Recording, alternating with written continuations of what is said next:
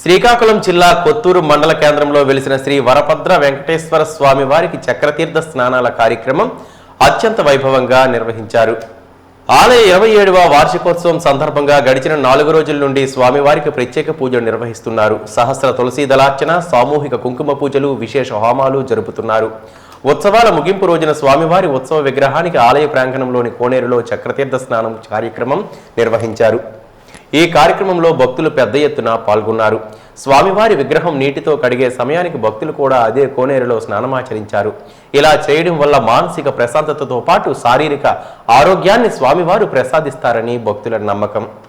ప్రతి సంవత్సరం మాదిరిగానే ఈ సంవత్సరం కూడా మన కొత్తూరులో వెలిసినటువంటి వరప్రద వెంకటేశ్వర స్వామి వారి తాలూకా కళ్యాణోత్సవాలు చాలా బ్రహ్మాండంగా జరిగి ఈ రోజుతో చక్రస్నానంతో ముగిసి మొదటి రోజు విశ్వక్సేన పూజతో ప్రారంభమైనటువంటి కార్యక్రమం, విశేష హోమాలు, తదనంతర విశేష కార్యక్రమాలు, విశేష పూజలు ఇవన్నీ జరుగుతూ నిన్న స్వామివారి కళ్యాణం, ఈరోజు చక్రస్నానంతో ఈ కార్యక్రమం ముగిసింది.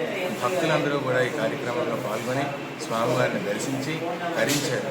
చాలా ఆనందంగా జరుపుకునే కార్యక్రమం మళ్ళీ సంవత్సరం వచ్చే వరకు గుర్తుంచుకుంటూ నెమరు వేసుకుంటూ మేమందరం సంతోషంగా సెలవు తీసుకుంటాం. జై శ్రీమన్నారాయణ, నమో వెంకటేశ.